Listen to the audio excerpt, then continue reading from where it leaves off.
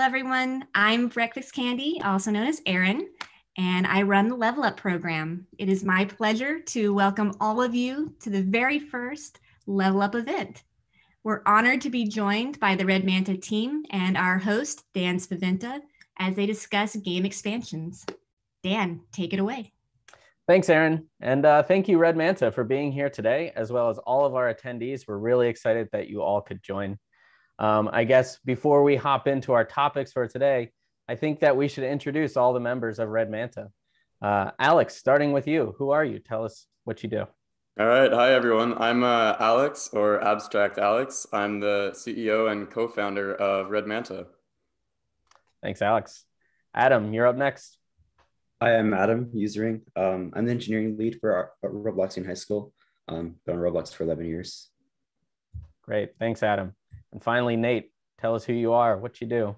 Yeah, my name's Nathan, ImprobableAI. I do business development and producer and community management at RedManta. Awesome. And thanks again for joining us today. If you guys could you tell us a little bit about RedManta? How was it started? And what are your popular games on Roblox? Yeah, so RedManta was founded in 2018, built on the success of Robloxian High School. The goal there was, after the game was taking off, we wanted to build more games, so RedManta was created. And then since then, we've had some ups and downs, but you've probably heard of our two biggest titles, which is Robloxian High School and more recently, World Zero. Great. Thanks. And once again, we're really excited that you guys are here today. And I guess we can move on to our topic of the day, which is major updates. I know that you guys have a few of those under your belt. And so I couldn't think of a better team that could join us today to talk about it.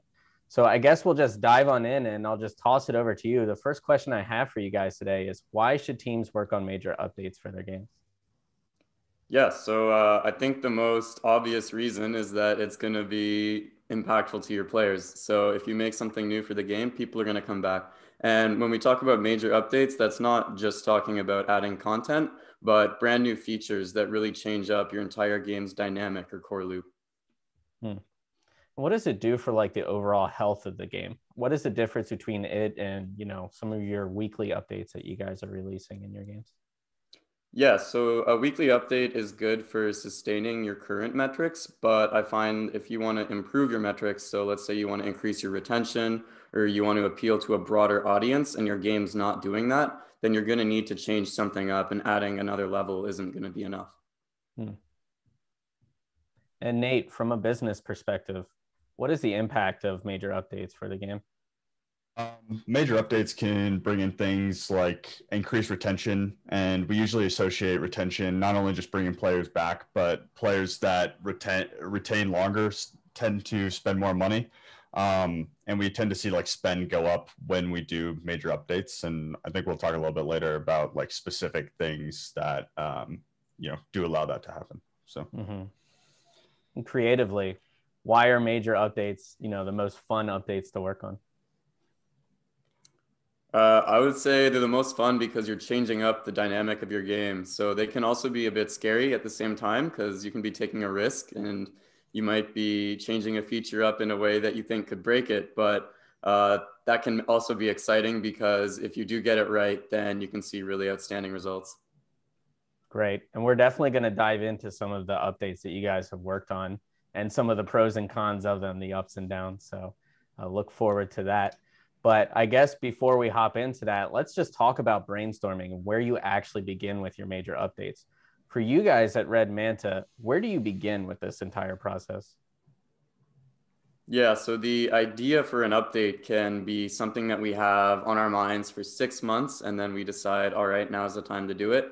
Or it can be something that we got the idea for 2 weeks ago and we realized this is a really big deal, we should just do it now.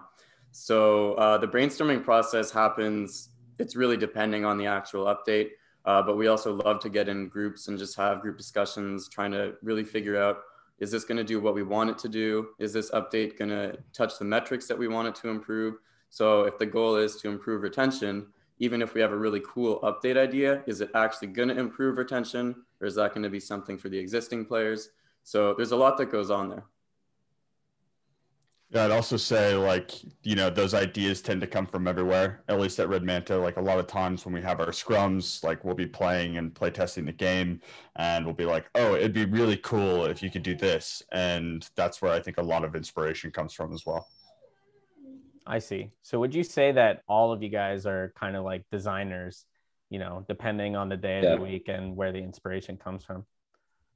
Yeah, absolutely. Absolutely. I think when you're a small company and a small game developer, like everyone has to care about the game and be passionate about the game and really want to make it better. And so those ideas should be allowed to come from everywhere. So I honestly, like everyone on the team is a designer in some way.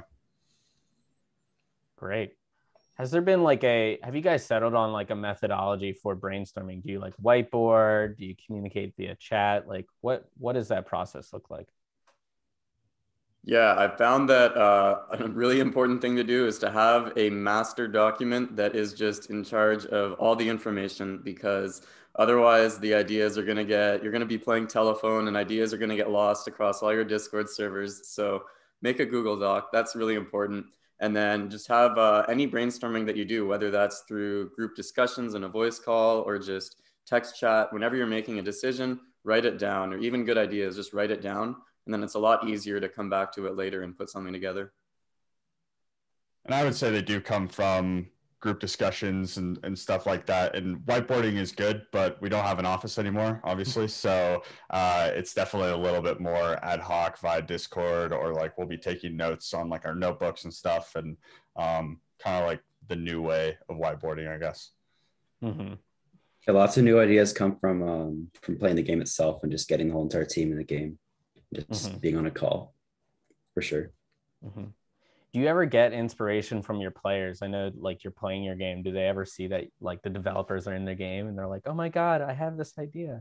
Oh yeah, all the time. I would say like one of the most, I would say like idea generating places is like our Discord communities. Like these people are passionate about the game. They're in the community. They just love everything that you're doing. They look up to you. And we, foster this with a thing we call the Starboard.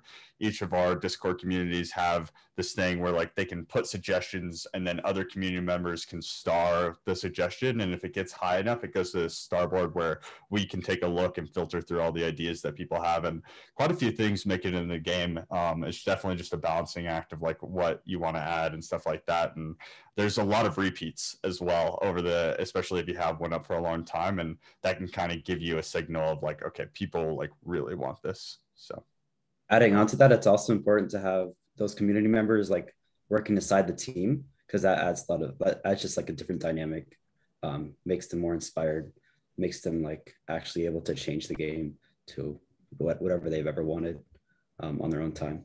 Yeah, we've actually like in the past, we've had 2 community members kind of just like rise up through the ranks, and now they basically work for us. And, both of them started doing like community management for us and stuff like that. But now they're like in the game, like they have access to Roblox Studio. They're just editing things and they're extremely passionate about the project, and they're like doing things that we wouldn't otherwise like prioritize.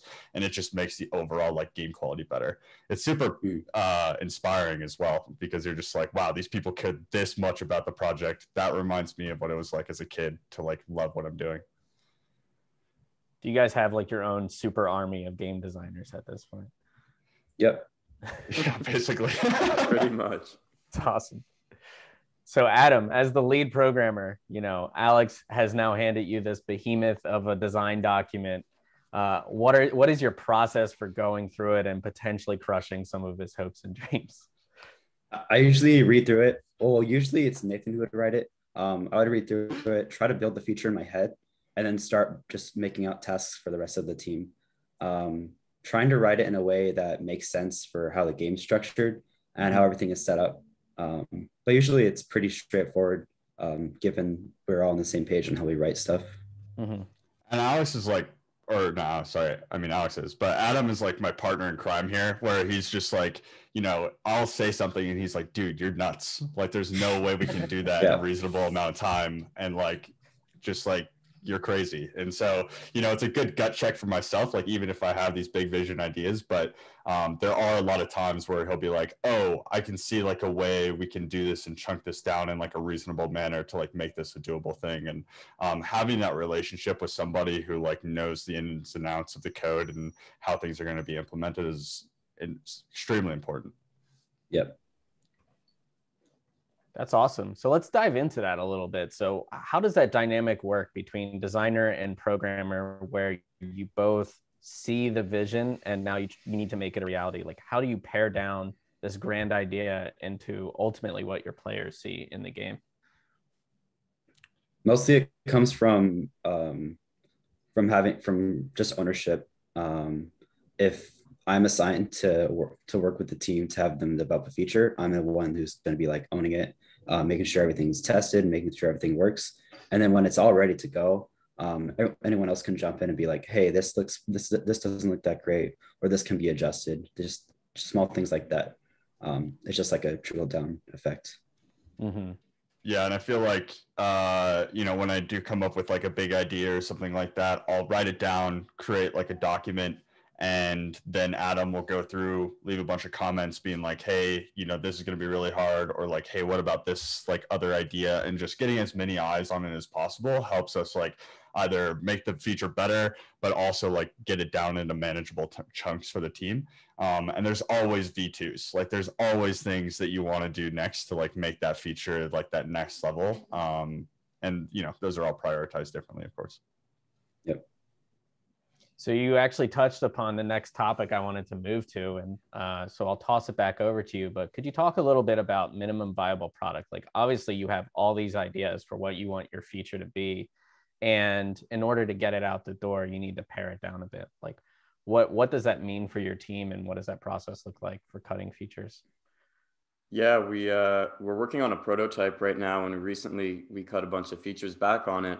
And our motivation for cutting back those features was we realized we want to just try things we haven't tried before. So for us, part of the process involves experimentation.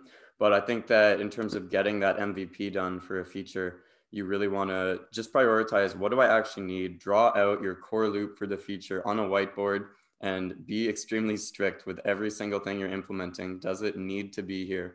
And the reason of doing this isn't because you're trying to ship something minimal, but it's because when you test out this minimal product, you learn, is this actually fun? And then you can make changes early on rather than having to rip up a bunch of work. So ultimately you're saving time at the end of the day because you're making those cuts. Exactly. And for those cuts, do they ever see the light of day later, or like what is your process for backlogging those things that get cut?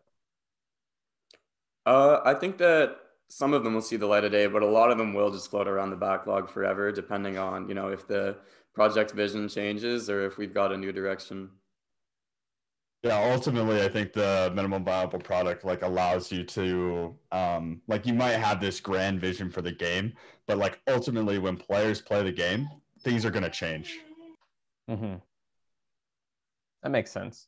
And you had talked about the core loop, but could you talk a little bit more about like how do you get these big expansions? Obviously, these fundamentally change the way players are playing the game, but how do you get it to play nicely with the rest of your game, or you know, incorporate it nicely with the rest of your game? That's definitely the tricky question, and that's pretty much what determines if you do or don't make a major update. You're trying to figure out, is this going to work in the game or not, which is why you want to start with that MVP for your feature, figure out, does this actually fit? So a good place to start would probably be, or I guess it would be to take, the minimum form of what you're trying to do, add it to your game, get some testers in there, see how they feel. And I find that if you have community champions, which is a term that you've probably heard around, which are players in your game that are extremely dedicated, they spend more time in there than the developers do. Try and get their feedback on a lot of these big changes as well, because they're going to set the tone for what the rest of the community will feel. And how do you go about testing? So you're talking about having these players in your game test it. Do you test it on your live servers once it's live, or do you have like a test server that you have players play on? Like, what does that whole process look like? Using test servers, absolutely. So we have a mirror for both games, so you can play the game and we can test out a lot of changes, and a lot of the time we'll make changes in those servers that won't make it to the actual game. So it's definitely been a good resource. Great. Do you schedule like play tests, or how do you actually communicate and get people to like QA for your game? Yeah. Usually through our, oh, go ahead, Nathan. I was going to say, yeah, we actually like, I guess like late last year, we started basically collecting all the people who are super passionate about our game. And we created a section in our like developer Discord for QA testers. And these are, you know, like Alex said, these people are super passionate about the game. So a quick ping to them and just being like, hey, we're looking to play test, and you usually get like the amount of players that you're looking for. And we've just found these people through our communities, because it's pretty clear when you're in your communities, like which ones like really care and really are passionate about the game that you're building. And how do you get the most out of the play test that you conduct? Do you like prepare them for what they're going to see, or do you just tell them to hop into the game and, you know, discover what they will? Like, what does that whole process look like? Usually I would give them a breakdown of like what we're actually testing, or if we're testing as a team, I'll have like a list on like my notebook on what I want to see, and anything that it comes up, I'll either write it down or make tasks for that. Yeah, and we also do voice chat as well with all of them, so that and for the people that want to anyways, and that allows them to easily like hear communication and be like, oh yeah, like we're all gonna go do this dungeon, or we're all gonna test this feature, and it just makes it a lot easier. Okay. And obviously you're going to be getting a lot of feedback throughout this entire process, including during QA. How do you even begin to prioritize that? And how do you begin to decide which pieces of feedback to act upon? Yeah, usually bugs are a good piece of feedback to act upon first, just because they will really ruin the playtest experience. And testers have a tendency to really tunnel vision down on bugs. So I think it's good to get those knocked out and have a really clean testing experience. And then everything else from there, you need to prioritize just based on, did the feature work or not? And then that's going to be really feature specific. Okay. And I think that we've covered this a lot, but I'm going to ask it anyway. So you come up with your initial design in brainstorming. Is that ultimately what you ship, or how often do you iterate during the entire development process? All the time. Like there Which is changes a no, lot. yeah, it changes a lot, just because like as you're play testing things, like you can always come up with a feature you think is like the best idea ever, and then you start playing with it and you're like, oh, this is missing, or like your players are like, oh, actually this kind of sucks, and you're like, yeah, you're right. And you know, it just will always evolve, and therefore like we always treat the documents as living. Like every design document that you create is a living document. Like it should keep changing until the feature is basically complete. Mm-hmm. And from a production standpoint, how do you control the flow of, you know, feedback and iteration such that you're not introducing too much feature creep to the project that you're working on? Yeah, what you have written down done first. Okay. So you start with what you have written down first, and then you analyze how much time you have between ship date and your current time to include other stuff, or is that ship date sort of flexible? The ship date is flexible depending on the feature. Like a lot of times when you're making these massive updates, you like, it's really easy to pigeonhole yourself into like this, you have to like ship at this date. But if the feature isn't where it needs to be and your testers are like, hey, this sucks, like there's no excuse for you to ship this, because like you're making a major change anyways, and like you have to get it right in some respect. Obviously there is a certain point in time that is dependent on the feature and like how you're feeling, where you just have to like let it go. But I mean, every feature is different in that respect, but it's extremely important for you to continue to change it and move it. Do you have like an example from, you know, some major update that you've done either on RHS or World Zero, where as the ship date was approaching, you decided, you know what, this needs a little bit more time to bake in the oven, and you push the date out? And why did you ultimately push it out? Yeah, we've done this with several updates, and I think that the motivation there is usually, if we release it, you'll have worked on the update for maybe 3-4 weeks, let's say, and if you get to the day before the ship day and you realize we're not going to be there on time. We're not going to be able to test this properly, make sure it feels good in the game. And then if you do release it, you're taking those 4 weeks of work and you're essentially wasting them. Whereas if you add that extra 1 week on, it's only, 20% more time, whatever, and then you're getting a really solid update out. So I think that it's always worthwhile to just spend a little extra time at the end if you need it to make sure the update's good, because putting out a rushed update isn't worth any of your effort at all. Mm-hmm. Taking a step back and just looking at the entire development cycle for your game, how do you strike a balance? Obviously, like these features, like the classroom update you did, or the season update in RHS, or maybe the tower update in World Zero, obviously it's extremely resource dependent. So how do you strike a balance between that and maintaining, routine weekly, bi-weekly updates for your games? Yeah, I think I'll just take a RHS example. Like we kind of have this philosophy that we should be constantly, like every other week at least, to be throwing in like a new house or a new slice of content that just like keeps people a little bit engaged. That balance is usually just struck by like, what are we trying to build? Like we're currently building a pretty big feature for our RHS with the introduction of pets. And with that, like we actually have been so focused on that we've decided to forego the content slices, because we know that like this is going to take a lot of time and a lot of content in order to get it right. But there might be other things like we released like grades, and we can go into this a little bit more later, but we released grades. But while we were trying to figure that out, we were also releasing like new cars and stuff like that. And we felt like that was important, because otherwise we were just kind of like leaving the game dead in the water in a very important time of the year, which was like the holidays, which like obviously you can't let that happen. And I think when designing features, it's important to keep in mind, what are you signing up for in the long term to maintain it? And you have to ask yourself, is this going to be something that is improving the game? So for World Zero, adding the pets that were essentially companions in battle, we knew that those would be something that people who played the core game would probably all be interested in, or at least the majority of them.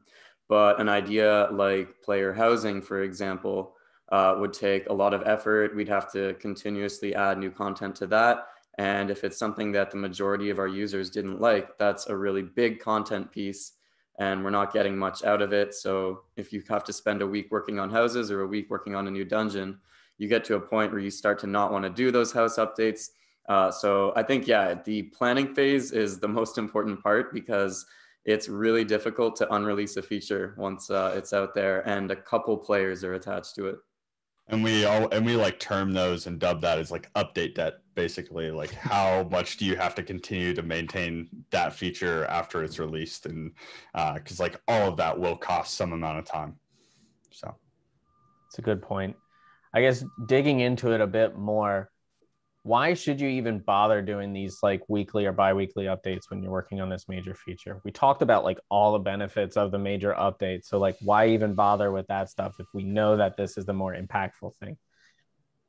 Yeah, I think like my biggest thing is like, you are on a platform that has a ton of noise. Like people are playing like probably 7 to 8 games per session. Like they are constantly doing these things, and like if you let your game just slide, like it's eventually just going to continue, like people are going to stop playing it. And so having that content update kind of says like, hey, I'm still here, like the game is still alive, like come back and check it out. And I think that's especially important in such like a noisy world. Cool. Is there anything else that you guys wanted to let the Roblox universe know about development that maybe I haven't, asked yet? Any tips or advice for developers? I think my biggest tip is to get your game out there early. I think too many people think that they have some grand idea that they're going to build in secret and release to the world. And this even includes just keeping your game private and only showing screenshots on Twitter here and there. I think it's really valuable to get players in your game and playing it as quickly as possible, because not only are you getting feedback, but you're also building up a community. And for World Zero, we never had to spend $1 on advertising for that game. and we launched with 70,000 users, which was mind-blowing to us.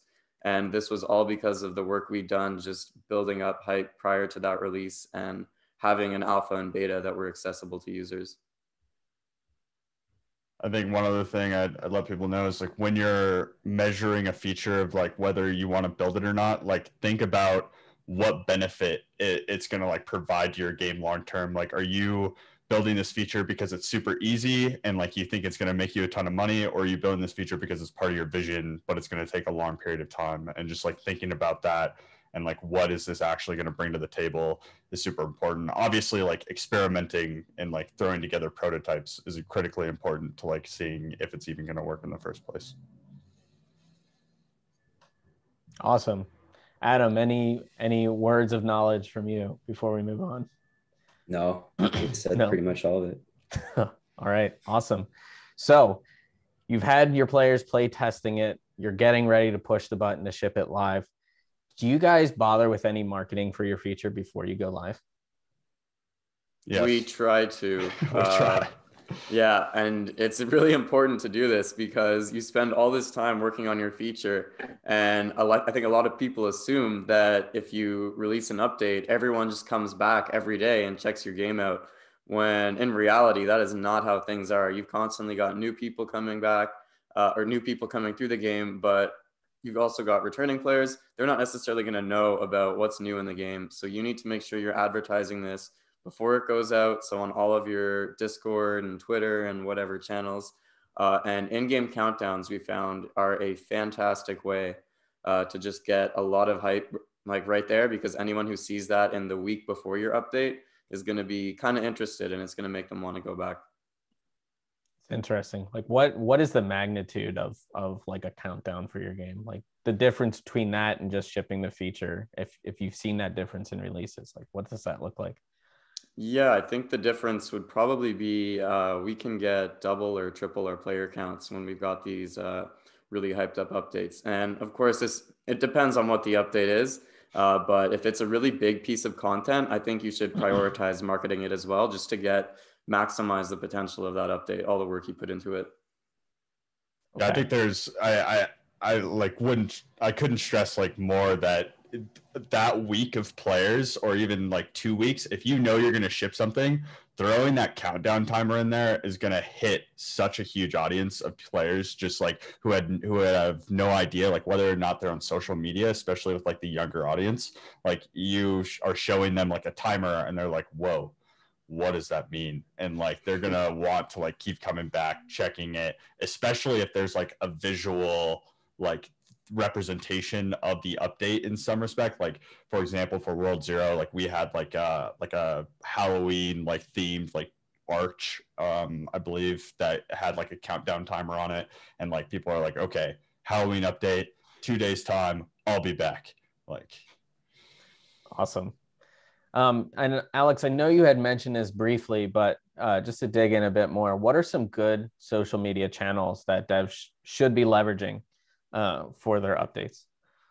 Yeah, the Discord is a great one because it's the easiest to engage with users. You can just have direct conversations with your entire game's audience right there. It's also really good for making announcements because you can get a notification right on people's computer. So if you need to get a bunch of people looking at something right away, that's usually the best way to do it. Twitter is the second best channel, I would say. Instagram as well. And then in-game is probably the biggest.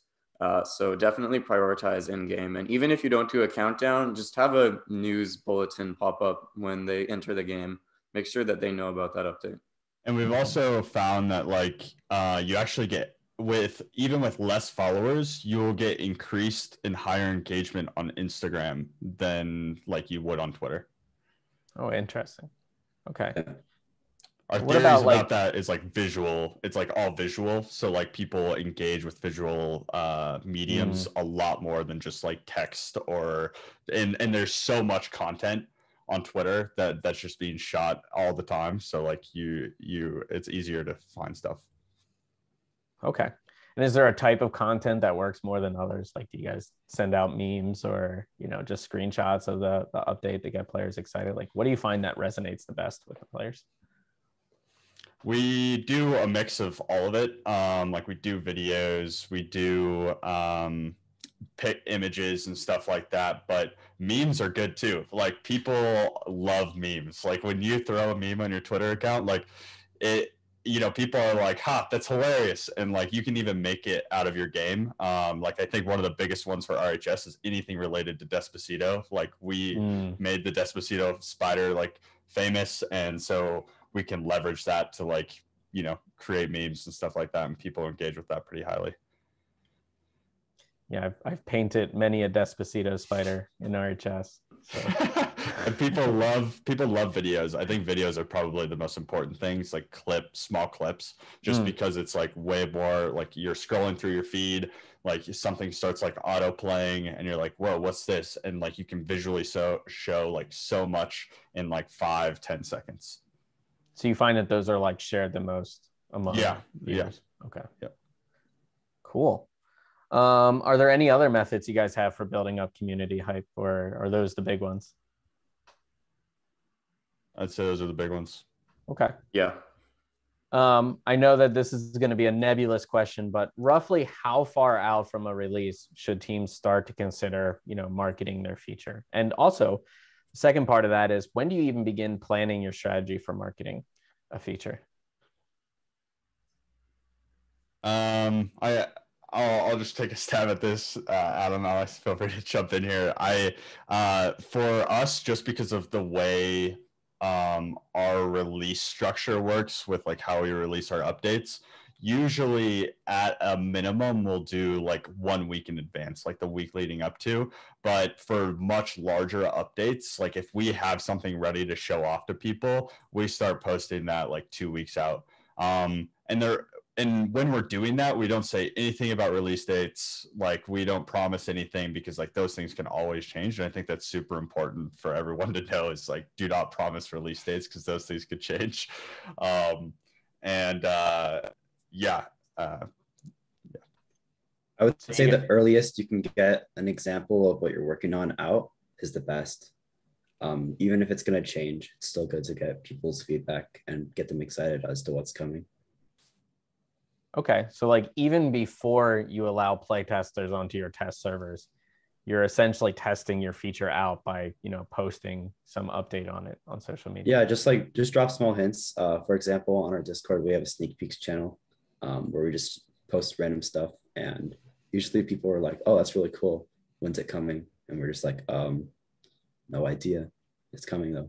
Yeah, and there's just like really, I think it's a GDC talk. It's pretty famous GDC talks where I think GDC talk is like $0 marketing. And basically it just talks about how the game industry and like indie studios, whether that's like a one-man army or like 10 people, all they do is like post cool progress screenshots and videos of their game. And like, that's how it reaches the audience that they're looking for, with like hashtags and stuff like that. And then people find it and people get attached to it, and people are like, oh, that's really cool. And like, you're not spending a penny doing it. Awesome. All right, before we move on, any closing thoughts on marketing your feature? Any last pieces of advice for our developers out there? Make as much noise as possible. Only good noise though, right? Not bad noise. Yeah, not bad noise. All noise is good. All noise is good noise.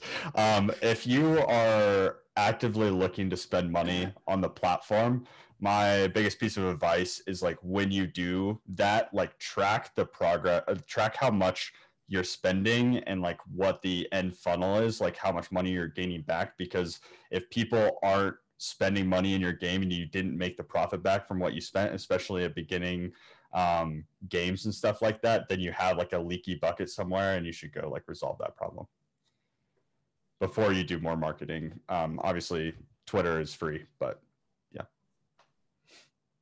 All right, awesome.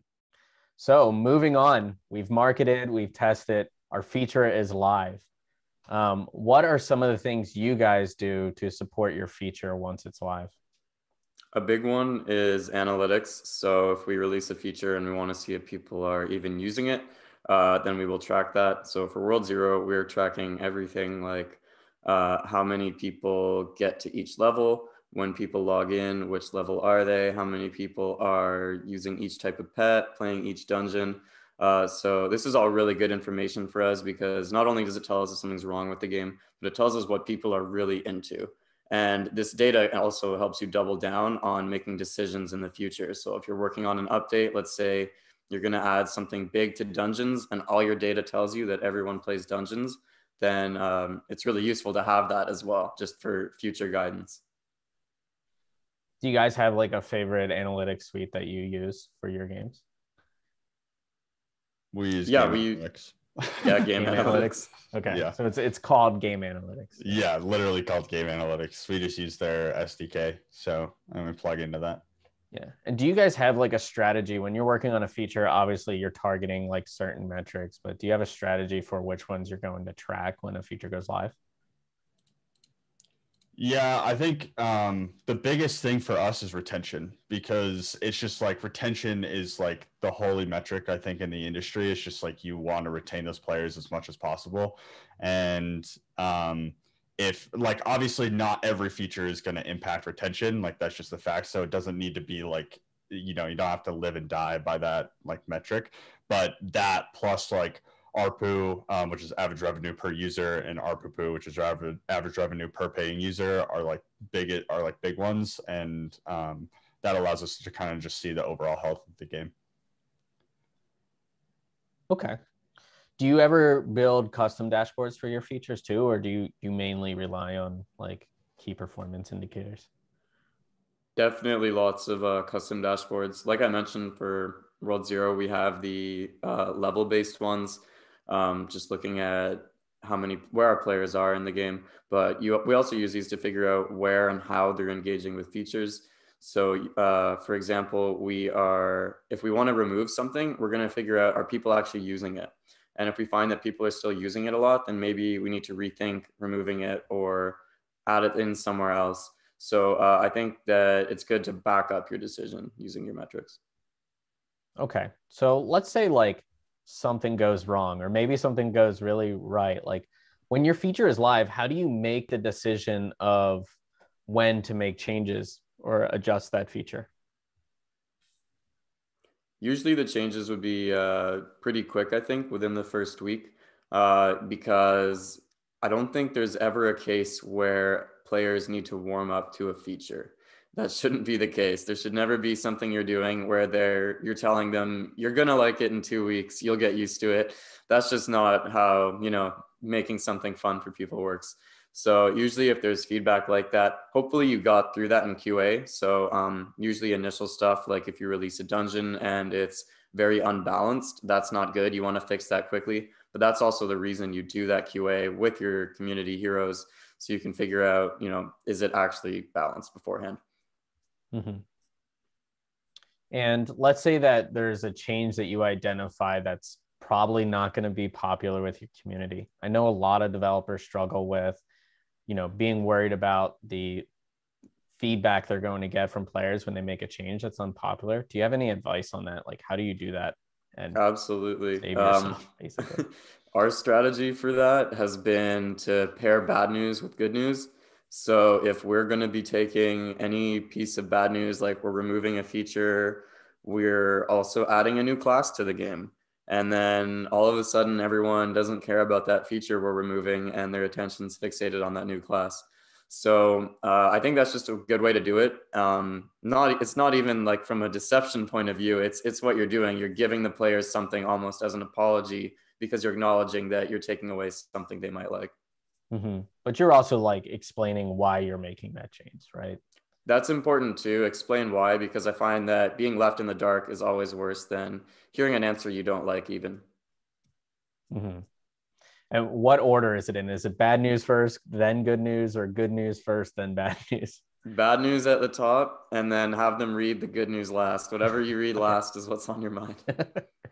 It's like a sandwich. You could even throw in a little slice of good news at the top, throw in the bad news right here, and then more good news. And like by the time they get to the bottom, they're like, what bad news? It's all good. That's fair. At the end of the day too, I think it's just really important to communicate. Communicating like shows that you care to the players. And so that saves you a little bit as well. But I think the good news, bad news sandwich is also, an essential strategy there. I think communication is like one of the most important things you can have with your players, like especially the ones who really care and are going to be the loudest. Like if you're taking something away and you don't tell them why you're doing it, they're just gonna be like, what the heck, man? Like, why'd you do that? I love that feature. And you're just like, but if you tell them like, hey, this took too much time, or like this actually wasn't part of my vision, but like here's something that I think you'll really like people are going to be reasonable about it. I think communication is just like key. That's good. You talked about, so shifting gears a little bit, you talked about update debt, but maybe another way to look at it is, do you guys ever do updates for these features that you ship, or how do you decide to continue support once the feature and the heavy lifting of the tech is done? I guess, are you asking if we change the amount of content required for the feature after it's out? No, I'm more speaking to, you ship, let's say, grades. How or when, or do you even, update that over time, or do you kind of just leave it go and move on to the next thing? So I think, go ahead. I was going to say, I think there's just a balancing act there. Like since like grades is something that, so that everyone knows, grades is a battle pass system inside of Robloxian high school. Basically, we have to keep updating it and add new content. We do it like I think every 60 days. And when we do that, we might as well go and add like a couple things. Like for example, when we first shipped grades, the only way that people knew how to like buy like the premium pass was like at the very beginning of the track, and like people just like didn't see it. So like when we did grades season 2, we were like, actually we'll add like a little indicator here that like allows people to tap it and like it'll take them back to the beginning and they can press buy. And like we actually saw a significant increase in people like purchasing the hall pass because they could discover it easier. And I think that's extremely important if it's making changes like that. And we did some visual upgrades as well. And I think if you're in the code and you need to update it anyways, it's like you should just like make the feature better. I see. So not only were you refreshing the content, but you were also sneaking in some changes to make it better over time. Yeah, because you're always going to find things that could like improve the feature and stuff like that. And you're there anyways, like making changes. And it's just important to like keep adding those things, especially if it's going to increase the lifetime of the feature, because like you're making more money, or like players are loving it a lot more and stuff like that. Like we're still trying to figure out the best way to balance like certain rewards and stuff like that. And I think like that'll be something we get better at over time. I think improving the funnel is the biggest change that we would do to features after the fact. So this can be something like Nathan just mentioned, moving a UI button, dramatically increasing the sales. And that's not even really changing anything about the feature other than where some pixels are placed. So those small updates can really help. The same goes for hiding things within menus. So you'll notice a lot of games put their shop directly on your screen at all times. You don't have to click some kind of super main menu and then go into another menu and find the shop. It's just right there. That's by design. So anything you want the player to see and interact with, get it right in front of their face as well. Because I've seen people build these extremely elaborate features and then they're really hidden deep in the game. And so the majority of people probably don't even find them. Awesome. All right. Any last words of advice before we move on? I think that was mine. Great. Well, I'm glad that you had talked about grades for a little bit, because that was going to be the next topic that I wanted to talk about. Let's dig into, 2 of your popular features from both World Zero and Robloxian High School. Starting with grades, could you guys tell us a little bit about this major update, what it is, why you decided to do it? Yeah.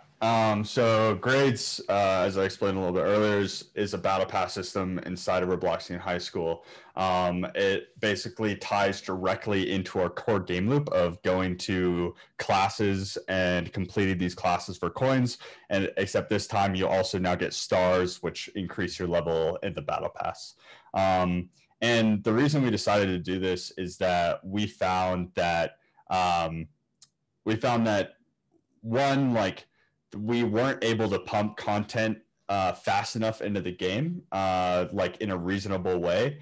And two, like, once players had everything, they were kind of just like, yeah, I got everything, it's okay. But now we have this way of like basically metering the amount of content people get, because we basically like only allow them to get a certain amount of stars per day, and it keeps them coming back, and they get these exclusive rewards that they'll have forever. And like, people love that, because they're like, oh wow, you have this lawnmower that like you can drive your friend around in, and like people are like, what the heck, that's so ridiculous, like I want that. And you know, we also have like a shopping cart that you can push around with like a friend like sitting in the front, and like that's, you can only get that in the battle pass, and you could only get it for like that season, and people love that stuff. So awesome. And I think, you know, you sort of alluded to this, but was there like a specific metric or set of metrics you guys were looking to move with the grade system? Yeah, I think the big metric for that one was retention. And the interesting part is that the battle pass didn't move retention at all. Like retention stayed completely flat in terms of like where it was.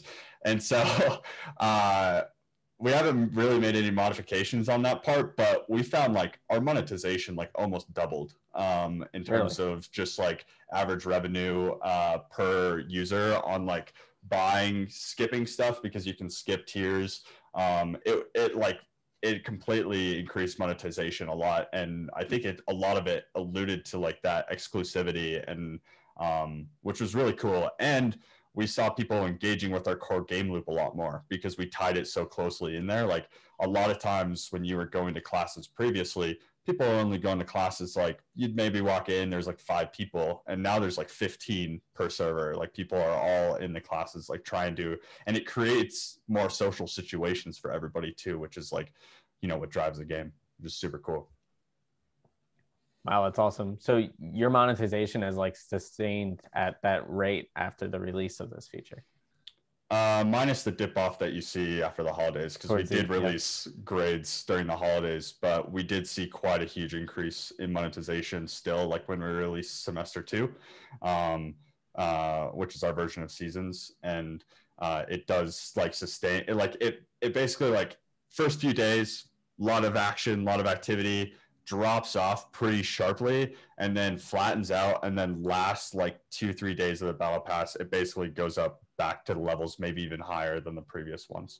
So right, like they're trying it does dip, but like it's not like a sustained like flat like 2x or whatever, but it does increase monetization pretty drastically there. Wow. So you spent how long in development was that feature? Adam, do you remember how long that was in development? Grades is pretty quick to develop, 2-3 weeks. 2-3 weeks, testing, yeah. Of course. Yeah. And so now all you have to do whenever there's a new season is just, you know, drop in some new content and you're good to go. Yeah, and we've like come up with a couple things like that we want to, like every semester we're like, oh, we should like make a change here and we should make a change there. Like like we just mentioned, we cleaned up the funnel in order to make it easier for people to purchase the battle pass, and like that increased monetization a lot. We also, I think, made a couple changes to the UI. Like the last one was pretty like Valentine's Day, like around Valentine's Day. So we made it like a little bit prettier and a little bit more engaging, so it wasn't super boring for players to look at, and like hearts are in the background, and now we can just like easily plug that in to like continue to make that UI a little bit interesting for people. Awesome. It's incredible. I mean, that's really nice. Now you just add some new art and yeah.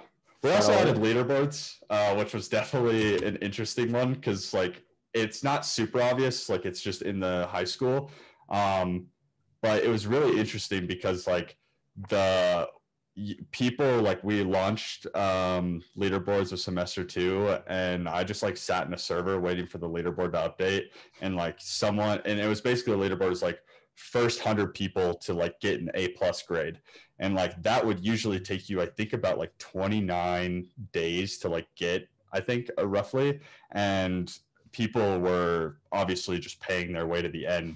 But I don't even know if most of those people knew that there was a leaderboard. They just did it because they were like, I just want all these items. Like, it doesn't even matter. Just like, give me everything. So Fair. All right. We have to move on as we're running out of time here. But for World Zero, the tower update, maybe Alex, do you want to talk about that? Yeah, so the tower update was an idea that we had because every world that we released, we would include 3 dungeons with, and each dungeon required a lot of custom building and then a unique boss with it as well. So we decided we came up with this tower idea. And I remember back in high school or something, I had to write a bunch of randomly generated mazes for computer science projects. And I thought, okay, what if we take those kind of concepts and just apply it to a 3D model and build some random mazes? And then the idea here was that the builder would just build a tile set, and then it would generate unique levels for us so that each playthrough would be a lot more interesting. And then we had them fight a boss every 5 floors in the maze is what we had initially. But we ended up changing that to 3 floors upon release because we found that the feedback was it took too long to get through. So the update did well, players liked it, but we found that it ended up taking just as much, if not more time than the dungeons to make. And so that kind of put us in a situation where we didn't solve what we wanted to solve originally. Fortunately, the update still did well, but now we have players who want us to make more dungeons, and we have players who want us to make more tower content. So we've got ourselves in a situation where we have 2 things to upkeep. So we're going to be trying to figure out for our next tower, how do we get rid of that problem, which is, having to make so many unique bosses. So we're still iterating on that feature to this day. And I think that's important with each release of it because it's so core. It's critical to our core game that we're constantly making changes to keep it fresh. I think you talked about this a little bit, but what was the original motivation for creating this feature? What problem were you trying to solve? Yeah, making the bosses was just a lot of development time, both artwork and then especially on the programming side. And we had a theory that people didn't want to run the dungeons because they looked the same each time, and that having randomly generated dungeons would make that more interesting. But we found that people prefer the handcrafted dungeons in terms of visual aesthetics. So that was something we didn't anticipate there. Mm-hmm. And you also talked about this a bit, but did it achieve what you were looking for? Did it sort of change up the gameplay for players in terms of what they were doing each time they were entering? So I don't think that making the dungeon randomly generated actually accomplished the goal of making the gameplay switch up because the gameplay was still the same every session. It was find the exit, move up a floor, beat the boss, and keep repeating that. Mm-hmm. So the whole randomly generated aspect was almost unnecessary, which was kind of funny for us. But the actual tower content itself, adding that to the game was really interesting for players. So because the feature had so many elements to it, there was something for everyone. Mm-hmm. What would you say the main lesson from that release was? Obviously, it didn't go your way, but what was a key takeaway for your team? I think a key takeaway was that we weren't really monitoring how long it was actually taking us to make, and we weren't evaluating where a lot of our resources were going, and if the problem that we were solving was, or if our solution was going to solve that problem. So I think that from the beginning, we could have asked ourselves, how long does it take to make each boss? And we're going to end up making more bosses than we used to make with dungeons. And we probably, if I'd said that sentence there, we probably wouldn't have done the feature or would have adjusted it. But something as easy as that can just slip, and passion can get in the way as well. I think we all wanted to build some kind of really cool tower for the RPG. It's fair. I guess wrapping up before we move on to Q&A, what tips do you have for new and younger developers as they're working on their first major update? I'd say for me, that would be the MVP. So get that minimal version of the feature ready and figure out if it's fun with the game.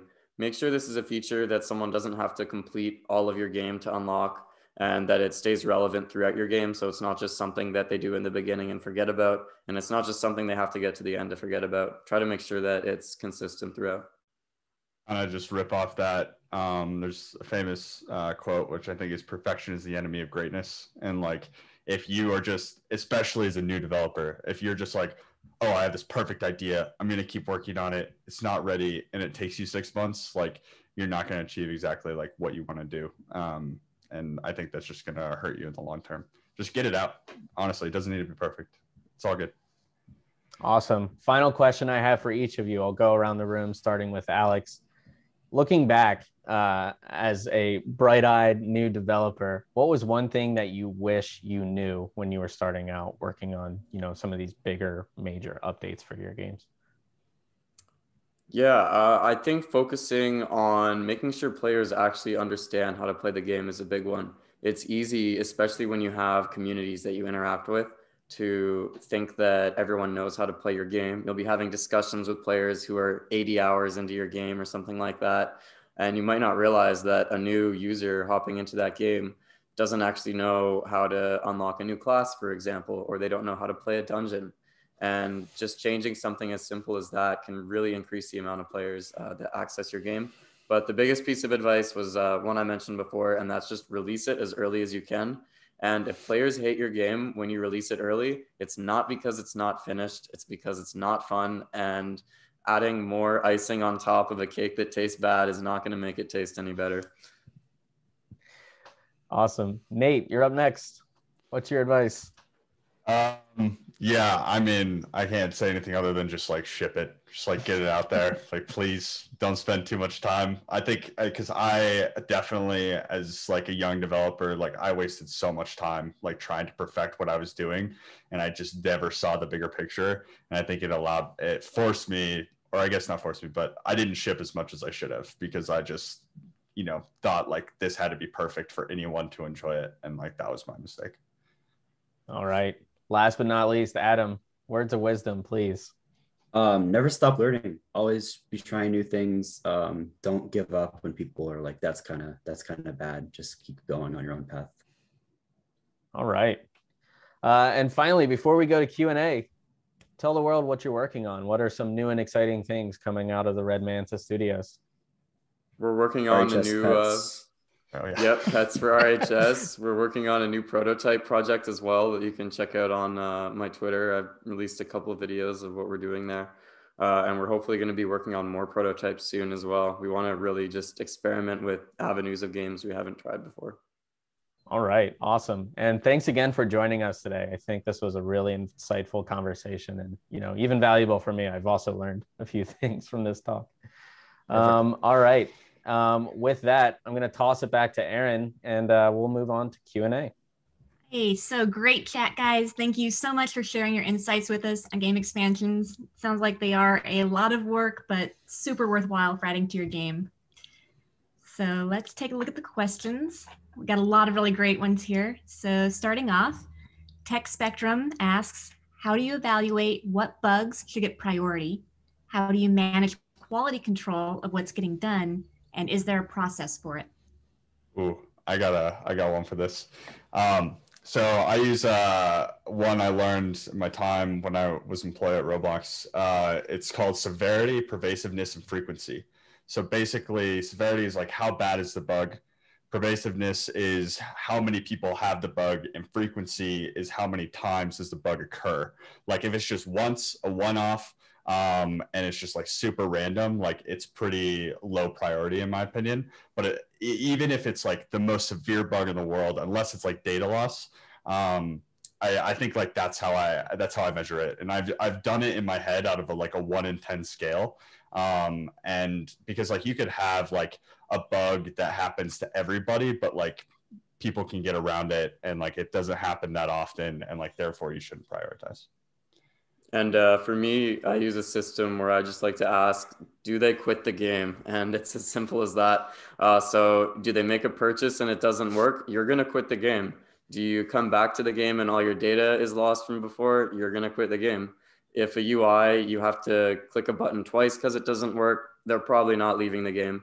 So that doesn't mean you shouldn't fix it, but just in terms of prioritizing it, what is going to make people really hate your game, and fix that before they leave and don't come back. Great. Thank you very much. Okay, moving on. Thunder1222 asks, how do you push out an update? Do you migrate? Do you soft shut down?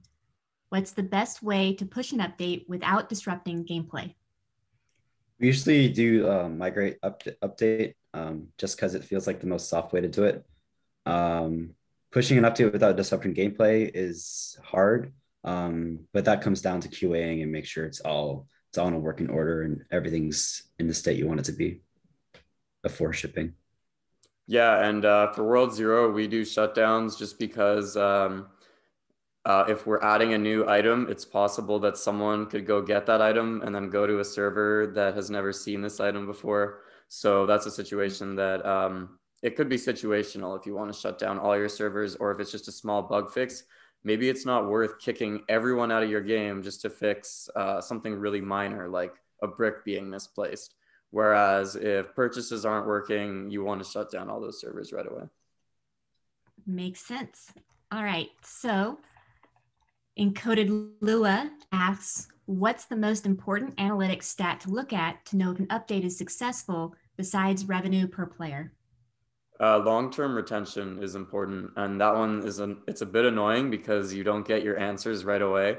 Whereas, usually you can see your player count go high, you can see the money graph go high, but retention, you have to wait a week to see, are people actually coming back long-term to see if this update mattered? And the reason retention is so important is because without that, you're constantly treading water, having to put out more updates to keep your game where it is. Whereas when you're improving retention, your game is keeping itself alive and then giving you time to build things that grow it even bigger. Awesome. All right. Thunder1222 has another question. If an update fails, doesn't bake long enough, or is broken, how do you go about fixing it? Do you revert the game? Do you hurry and fix the issues? How do you explain this to the community? This usually comes down to the priority thing. Usually if it's something simple, just like a few bugs, it'll be fixed just as a soft patch. But if it's something like data loss, we try to do our best to revert it as soon as possible, make sure everything is mitigated, and then work on what actually happened and recovering people's data and stuff like that. Just it depends on the situation. Got it. All right.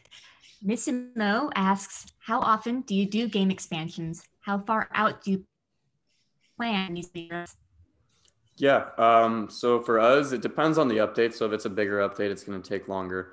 But we try to get them on usually a 4 to 6 week schedule, I find is really good for big changes, as long as you're also using smaller updates at the same time. Primehide asks, how do you evaluate the effectiveness of icons, especially since those can have a huge impact on how to promote the game and its updates? Yeah, that's a hard one because Roblox doesn't exactly give you any data on like what's actually attracting your users to your game. I think game icons have like a very interesting like dichotomy to them. One, I think it's important to change it for like major updates and stuff like that. But two, like having like a standard icon, like Welcome to Bloxburg has had the same icon for 4 years, and like it changes it. He puts like a Christmas hat on it during the holidays, and that's about it. I think it's just important to note that like you might be able to change your icon, but you might be getting an influx of players that like have no idea what that means, and they're just pressing the play button and then immediately leaving because they're like, oh, I thought this was something else because you like drastically changed the icon or something like that. So it could just like actually make people leave the game a lot faster if they're just like joining something because they thought it was like a new game and they didn't read the title or anything. Like players don't read anything in like the game description or title. So that's the truth. All right. So I've got a question. When you introduce a new feature into the game, how much tutorialization do you do? And how do you decide when a little bit of teaching might be needed? Yeah, so we usually try to, I think when we're designing a feature, we try to make it not complicated in a way that it's going to require teaching. Because I think even if you have the perfect tutorial, I think that there's still people that are just going to completely skip through it. So if a feature is not intuitive, you're going to have problems there. It's kind of like, when was the last time you read the instructions of something before, just opening it and ripping it out of the box? So same idea there. But when you do have to teach players how to do things, try to make it as natural as possible. Don't force them to do anything. Don't block them from continuing with gameplay until they do something. Let them do it on their own time. Great, thank you. All right, Missimo asks, what's the longest you've ever worked on a game engine? Did the hard work pay off, or do you think that shorter updates reap more benefits? One of the longest updates we had for RHS at least was RHS Mega, where we rewrote the whole entire game, had a new map. It hit a pretty high concurrent count, but I would say shorter updates are definitely more beneficial. Expand on what you have rather than rewriting stuff. It's always good philosophy to have. Don't try to reinvent something you already have. Good advice. All right, Fable RBX asks, how do you determine which projects to allocate resources towards, like developers and budget, when there are multiple projects in development? That's definitely a balancing act that we're still trying to work out ourselves, because we're always trying to bite off more than we can chew because we have a lot of ideas. But the way that it works for us is we give priority to the projects that need it. So we're never going to pull our team off of a game that has an active player base to put it on a new project. Where if the live game starts to decline in popularity and we can see a future where, you know, maybe a year from now this game won't be very big, then it's time to pull the team off. But if you have something that's already working, don't throw that out just for something else, which is the business answer, but not always the passion answer. Yeah, very true. Okay, Game Code asks, how much emphasis do you place on seasonal updates as opposed to your main content updates? Is it ever a balancing act? How do you manage that? I think it depends on the season. First off, like I think the biggest time of the year for everyone in the gaming industry is like the holidays, starting at the beginning of November and ending until the end of December. Like there is absolutely no reason you shouldn't drop everything and make sure that your game's in tip-top shape. You're shipping awesome features and like you're shipping that seasonal update for the holidays, because you're just going to miss out on a lot of people that aren't going to enjoy like that want to enjoy the festivities in like a virtual world. But otherwise, like we like, for example, like St. Patrick's Day just happened in the US, and I don't know, we didn't ship anything for our updates for that. Like I think most of us didn't even know that holiday was happening. And so like it just sort of, you know, flew by and it wasn't that big of a deal. But in terms of like spring and stuff like that, like I think that's important. Like if you're especially if you're changing map themes and stuff like that, like you don't want a winter theme in like the middle of May. So make sure you get that back. But otherwise, I don't think it's the biggest deal in the world. And a really important thing that we found as well is you can take updates for things like holidays is one, Halloween is a different one, Valentine's Day, anything that you're doing that involves creating content for a specific time of the year, you can make it limited and then re-release that the next year.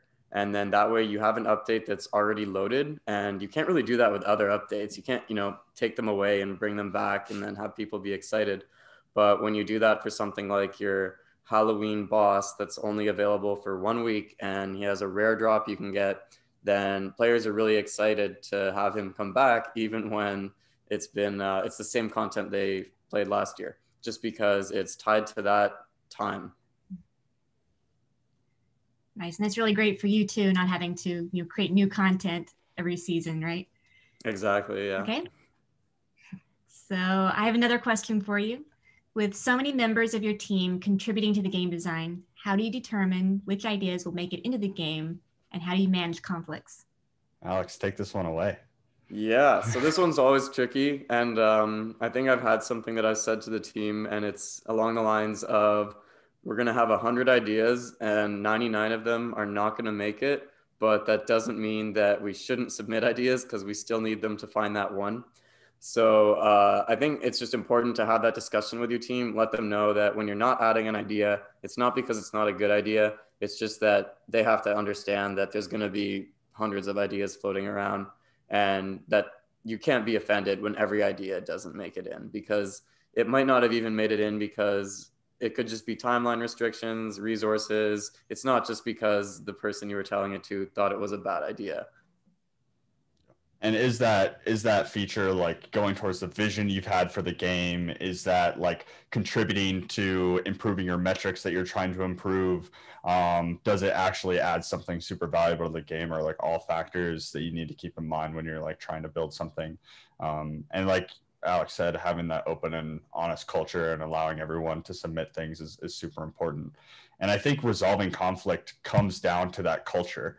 Like if we have this open and honest culture where like I submit ideas to Alex all the time and he's like, no, that's ridiculous. Why would you even think of that? And I'm like, cool, well, on to the next thing. Because it's like we have this culture of being open and honest with each other. And if something gets shut down, like it's not that big of a deal, because, you know, eventually there will be an idea that one of us hits and we're like, holy crap, this is awesome. Like, let's do this.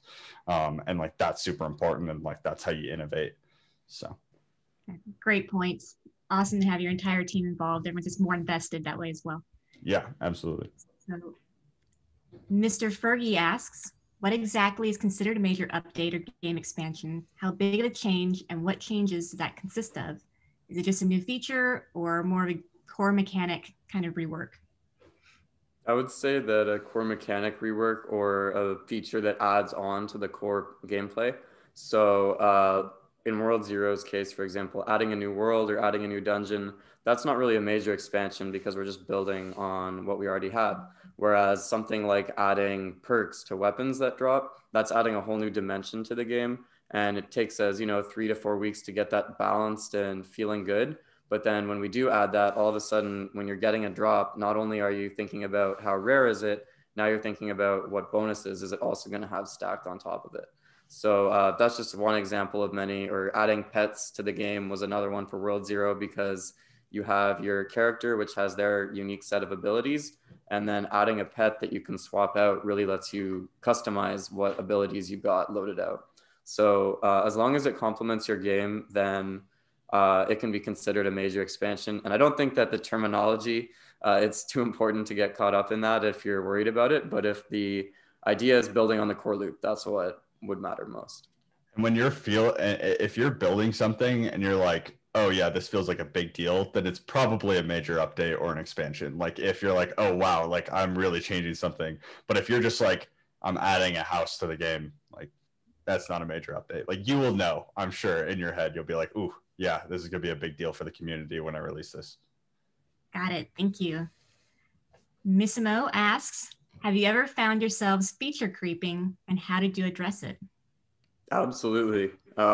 This happens. I don't know if I can think of any examples off the top of my head, but we've had ideas before where you just end up looking at your timeline, and usually you're already 2 or 3 weeks in, and then you're watching that, not necessarily a hard deadline, but your ideal deadline get closer. And you realize we're not even half done with any of this. And then sometimes you start to realize we don't even need some of this. What were we thinking? So I think that feature creep can be something that you just naturally cut out. And as you sit with an idea, you realize over time that you either like it more or like it less. I also have like a reverse thing on that. There's actually a case where we were building grades. We were initially building grades with the idea that like people would just earn currency by going through these things. Like the V2 was to add actual like items into the game, but we thought it was going to take too much time to like do that. And then we like sat down, we're like playing with it and stuff like that. And we're like, oh, like this is kind of hollow and like isn't going to really like give a bunch of engagement if we just release this only giving currency. So we actually like added a feature to this because we felt like we added, items being into the game, like into the battle pass, because we knew like that was going to actually like drive the feature to the next level. And it was almost a case of like we cut too much at the beginning and we were like, oh, we need this in order for it to be super important. So that does happen as well. Yeah, great point. Thank you. Okay, Ben would like to know, what would you consider your biggest mistakes over the last 2 years while developing your games?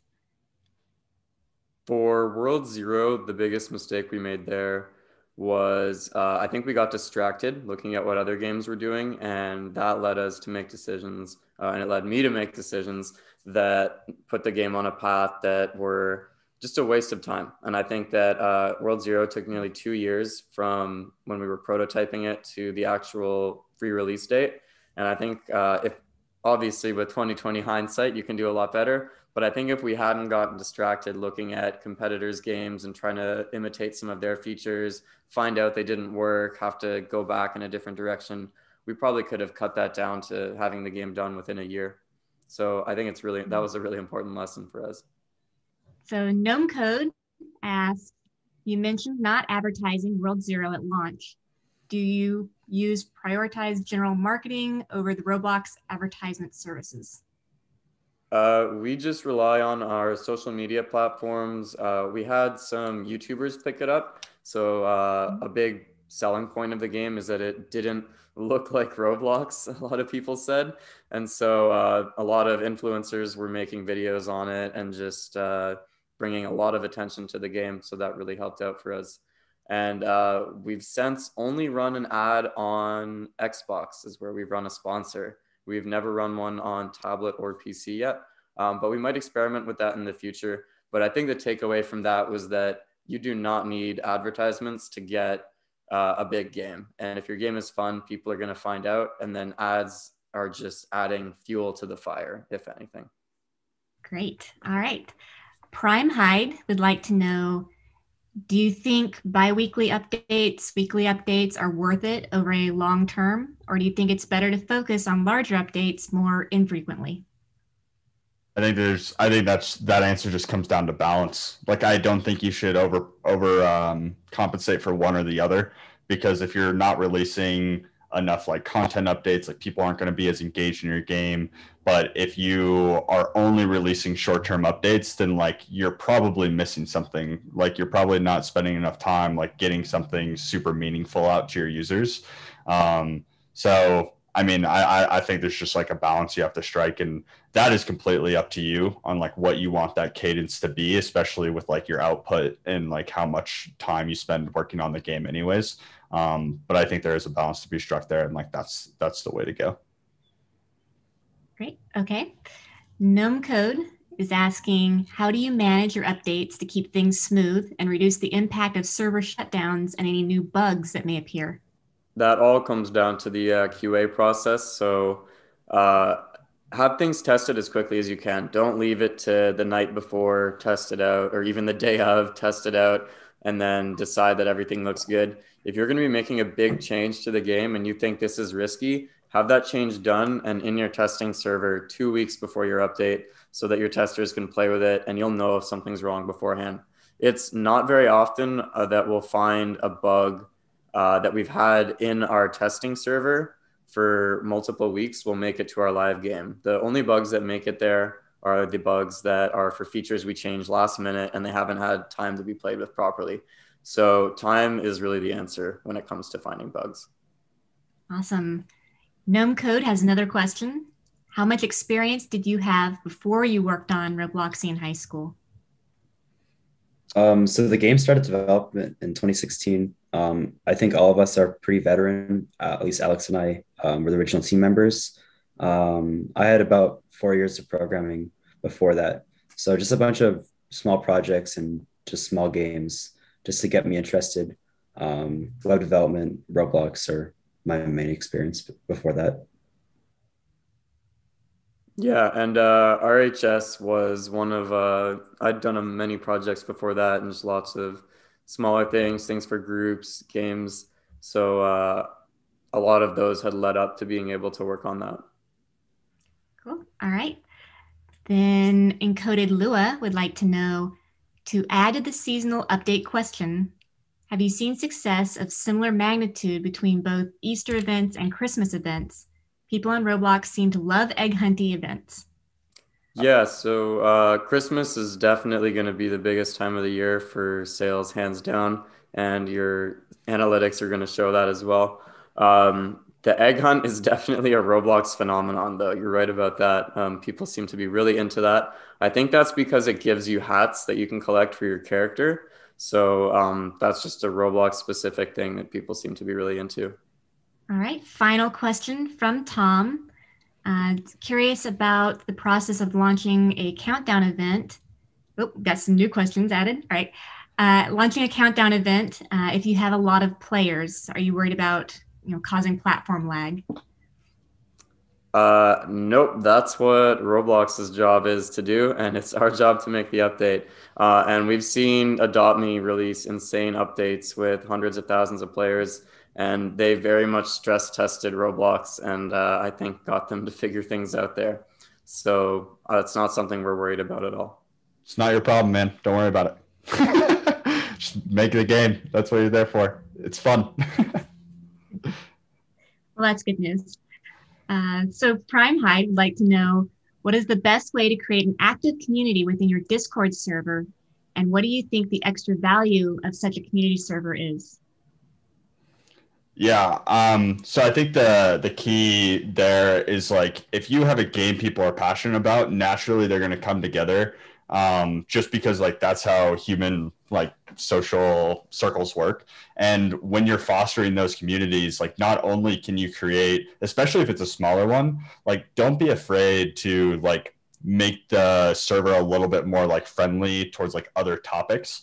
I think when your server is starting out, it's really easy to just be like, oh, my game it's only for my game. But like these people are coming together and are likely very like-minded. So having like off-topic chats, or if you're noticing like your general channel is talking about a specific topic, like throwing a channel up to talk about that topic, whether that's like anime or like, I don't know, whatever topic you want to talk about. And I think like these people are coming together and they're really enjoying that, and using them to not only promote your current game, but promote any other games that you're doing is like, that's what they're there for. They love what you're doing. They love what you're creating. So if you're making a new project, throw screenshots and progress pics of like what you're doing inside of that server. Like there's like, no one's going to be mad at you for it. They're just gonna be like, oh, this is really cool. Like, I'm so glad you're working on something new. I'm super excited about that. Great ideas. Thank you. All right. Looks like this might be our last question, right on time. Mr. Fergie asks, do you have any regrets going free to play? You had a big spike when you went free, but of course it leveled out lower. Was the concurrent during paid access good enough? Was it worth the loss of paid access for the extra players?